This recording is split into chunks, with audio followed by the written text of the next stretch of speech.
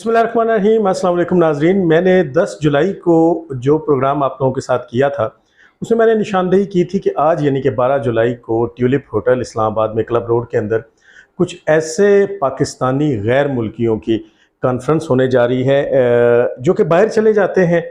पाकिस्तान जब वो आते हैं, पाकिस्तान में वो अपनी खराफात करते हैं, उन्हें बड़ा दर्द जाग उठता है और उसके बाद जब वो भाग जाते हैं यहाँ से और कानून उनके पीछे लगता है, जब पाकिस्तानी अदालतें उनको बुलाती हैं, तो जैसे शहबाज गिल है, जैसे जुल्फ़ी बुखारी है, जैसे शहजाद अकबर जैसे लोग हैं, तो ये वहीं से कह भेजते हैं कि जनाब हम तो पाकिस्तानी ही नहीं हैं।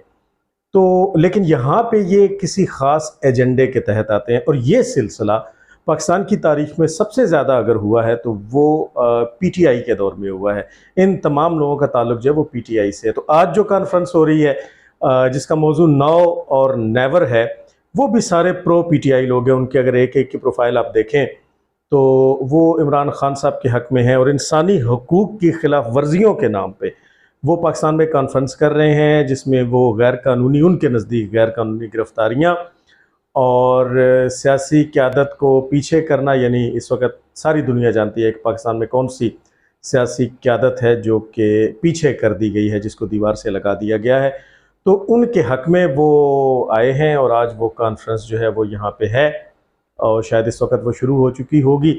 और उसमें जो ट्रैवल एडवाइज़री है वो मैंने आपको पहले भी निशानदेही की थी कि वो बड़ी ख़तरनाक किस्म की है कि उसमें ये कहा गया है कि हर बंदा अपने से अब आप ये इस बात पे गौर करें कि वो बुनियादी तौर पे पाकिस्तानी क्या है, कोई लाहौर का है, कोई फैसलाबाद का है, कोई गुजरात का है, कोई सियालकोट का है, कोई कराची का है, कोई पेशावर का है, लेकिन चूँकि डुअल नेशनल हैं तो अपने सफारत खाने। आपको याद है खदीजा शाह ने क्या कहा था? खदीजा शाह ने 9 मई की सारी उछल कूद और खराफात के बाद ये कहा था कि मैं पाकिस्तानी शहरी नहीं हूँ, मैं अमरीकी हूँ, तो मुझे मेरे मुल्क तक कौंसलर रसाई दी जाए। फिर पाकिस्तान की इस कमज़ोर हुकूमत ने अमरीकी कौंसलर तक खदीजा शाह को रसाई दी भी थी। वो और बात है कि वो अभी तक पाबंदे सलासिल है और इबरत का निशान बनती चली जा रही है, लेकिन बहरहाल तो वो कॉन्फ्रेंस तो जो है वो आज जारी है। इस वक्त जो है वो कॉन्फ्रेंस शुरू हो चुकी होगी या शुरू होने वाली होगी।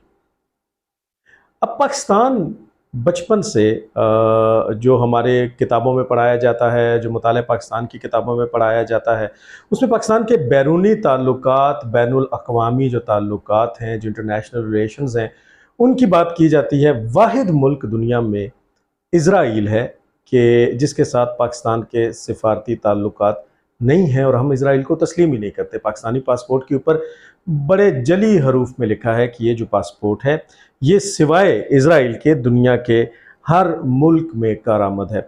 मुझे कुछ अर्सा पहले पाकिस्तान से बाहर मेरी एक गैर मुल्की कोलीग जो कि एक बरादर इस्लामी मुल्क से ताल्लुक़ रखती हैं, उन्होंने इस पर भी बड़ा एतराज़ किया। उन्होंने कहा कि आपने इज़राइल का लफ्ज़ क्यों लिख रखा है अपने पासपोर्ट पे? जब आप तस्लीम ही नहीं करते तो आप इस पे लिखें कि ये पासपोर्ट फ़लस्तीन के मकबूजा इलाके के अलावा दुनिया के हर मुल्क में कारामद है। तो हम तो उसका नाम भी, उन्होंने अपने मुल्क का हवाला दिया और उन्होंने कहा कि हम तो उस मुल्क का नाम भी नहीं लेते, हम उसे फ़लस्तीन का मकबूजा इलाका कहते हैं।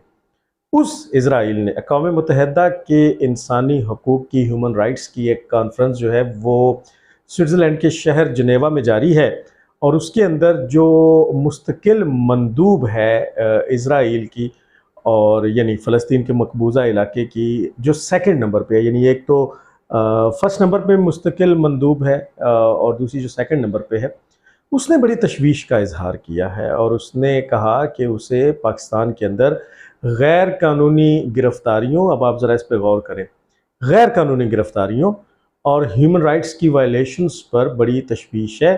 और साथ ही साथ उसने ये भी कहा कि अक़वाम मुत्तहिदा को इसके ऊपर कोई कदम उठाना चाहिए। इसमें एक और बड़ी ख़ास बात यह है जिसको बहुत से लोग जो हैं वो रिपोर्ट नहीं कर रहे।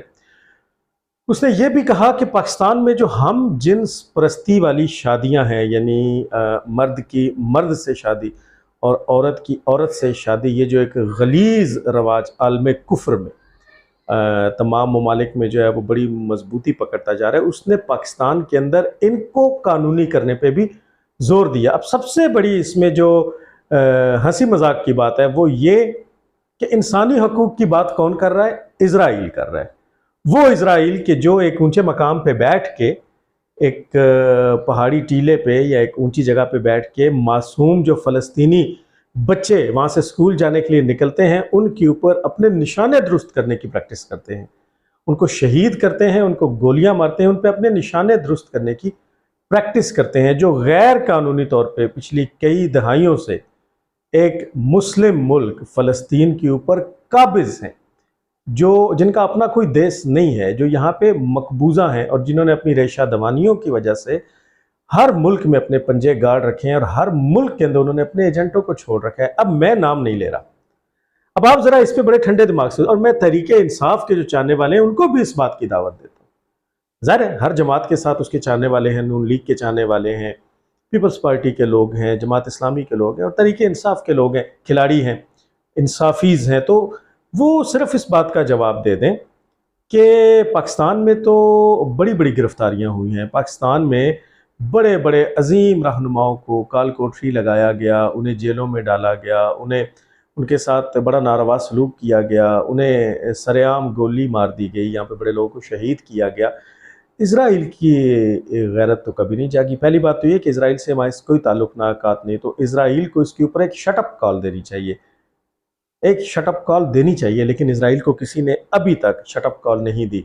इत्तलात के मुताबिक हमारे जो वज़ीर ख़ारजा हैं बिलावल ज़रदारी, वो यहाँ से तो गए थे एक सरकारी दौरे पे जापान, लेकिन जापान से फिर वो एक निजी दौरे पे वहीं से अमेरिका निकल चुके हैं। अब उनकी जो 2IC हैं, जो सेकंड इन कमान हैं, जो वज़ीर मुमलिकत बराए ख़ारजा हैं, हिना रब्बानी खर साहिबा, वो गई थी हज करने के लिए, और हज अदा करके जब वो वापस आई हैं तो उसके बाद से वो भी कैमरों के सामने नहीं है और ऑफिस में भी नहीं पहुंची। जो सेक्रेटरी हैं जो तीसरे नंबर पे हैं वो भी कहीं नज़र नहीं आ रहे, और इसमें एक बड़ी बात ये हुई और बड़ी तशवीश की बात ये हुई कि हम लोगों ने स्विट्ज़रलैंड के वज़ीर ख़ारजा को बुला रखा था और हमने ख़ुद दावत दे के बुलाया था, क्योंकि हमारे बारे में ये अब दुनिया भर में एक चलन है कि पाकिस्तान को तनहा कर दिया गया है और लोग उनकी तरफ नहीं आते और वो लोगों की तरफ नहीं जाते, तो हमने बुलाया, हमने खुद बुलाया था।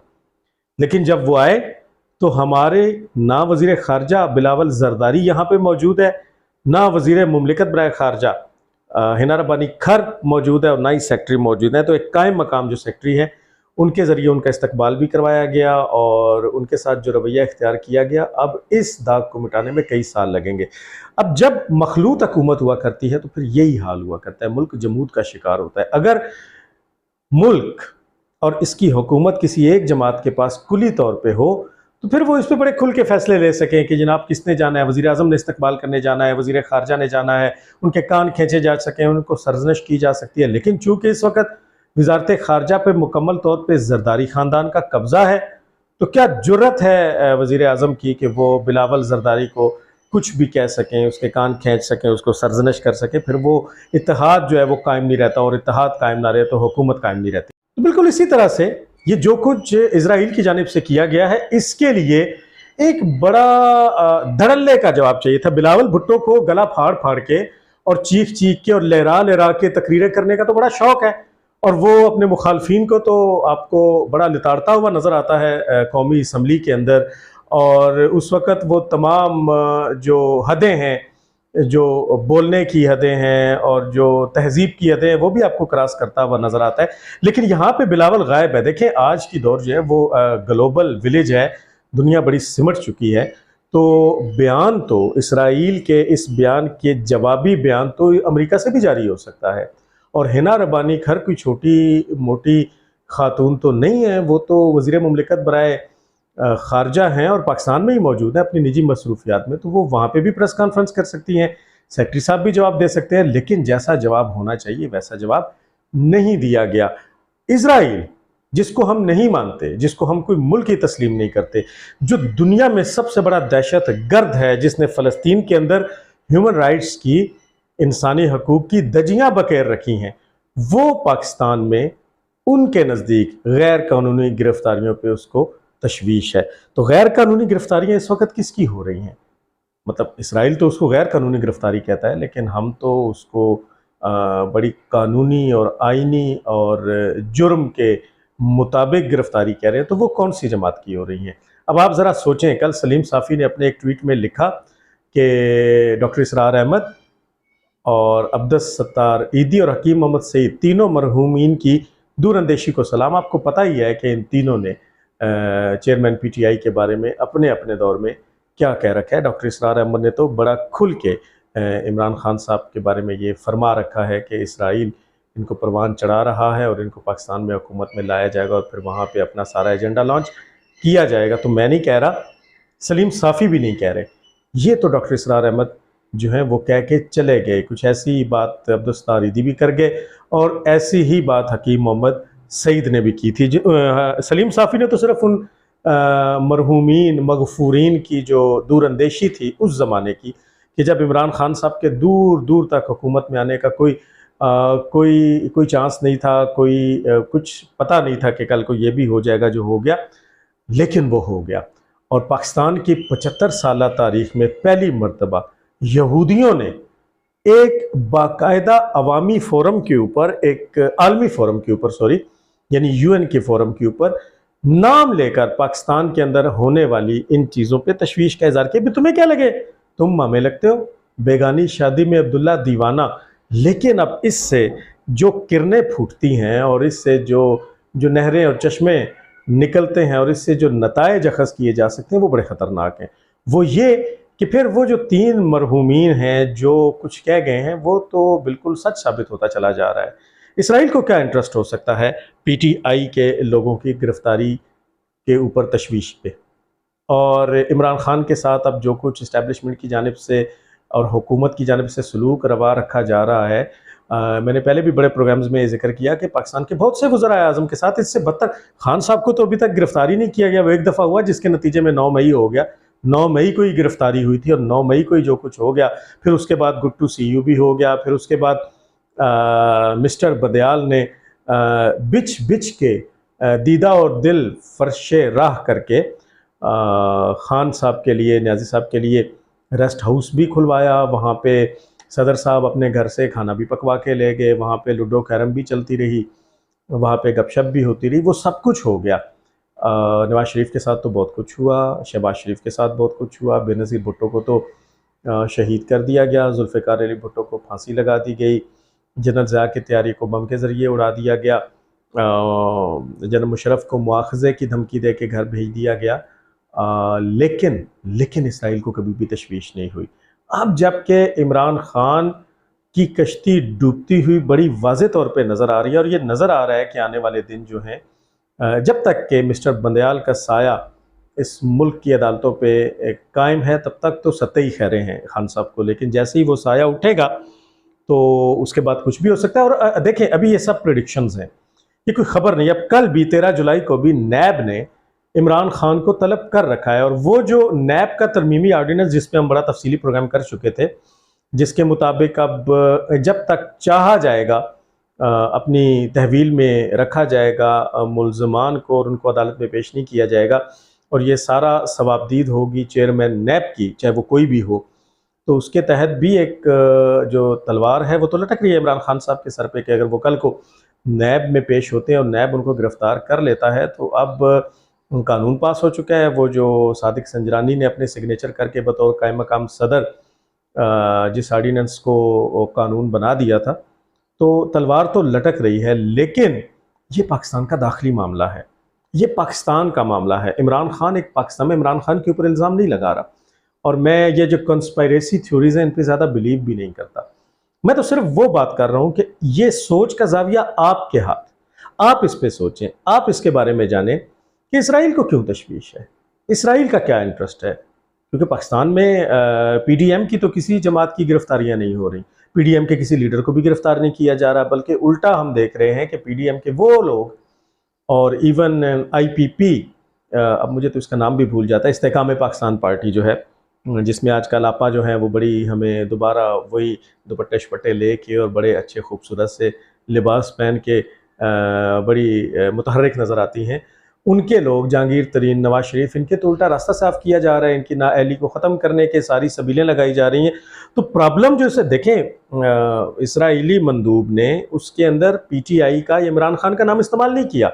उन्होंने कहा कि गैर कानूनी गिरफ्तारियाँ तो अब सबको पता है, ये तो बिल्कुल रोज़े रोशन की तरह यहाँ है कि गैर कानूनी गिरफ्तारियां जो है वो किस जमात की हो रही हैं, वो पीटीआई की हो रही हैं। इसराइल को क्या इंटरेस्ट है, ये बड़ी सोचने की बात है। अब आज वो जो कॉन्फ्रेंस हो रही है उन गैर मुल्कियों की, वो शहबाज गिल जैसों की, तो अब शहबाज गिल भी आज का बड़ा मुतहर्रिक नज़र आता है। अब वही जो घटिया और गटर लैंग्वेज और गलीज़ और बदबूदार इंसान है, और गलीज़ और बदबूदार उसकी ट्वीट्स होती हैं।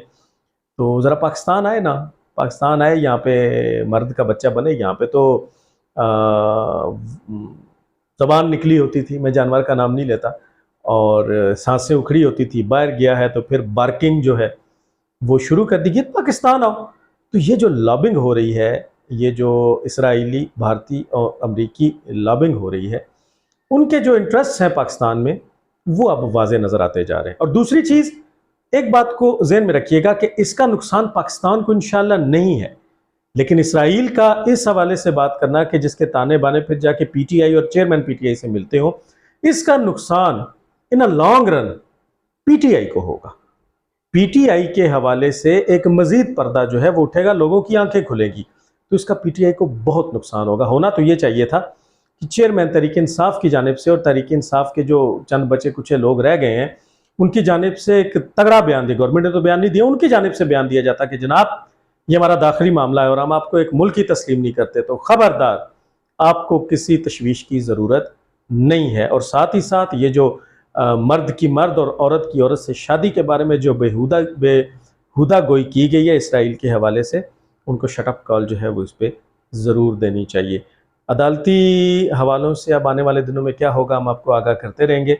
अपना ख्याल रखिएगा। अगले व्लॉग में इंशाल्लाह आपसे दोबारा मुलाकात होगी।